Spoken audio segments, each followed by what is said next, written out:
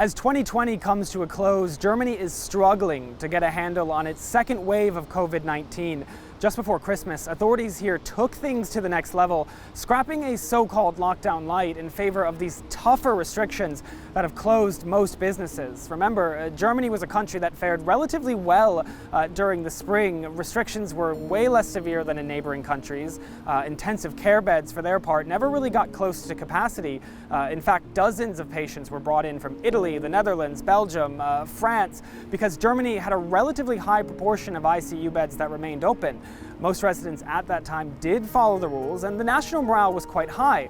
Approval ratings for the Chancellor, Angela Merkel, she even shot up past 70%. By the summertime, many here were taking a holiday, enjoying the bars and restaurants that were finally reopened. However, there have been sizable protests as early as May against these virus restrictions. In part, it's been fueled by the rhetoric from Germany's far-right AfD party, and at times these demonstrations have gotten a bit violent. 2021 will be the year that the German Chancellor, Angela Merkel, leaves office, but 2020 has been the year to find her replacement. Many in Germany are part of this so-called Generation Merkel and have only known her to be the head of government for multiple terms totaling over 15 years.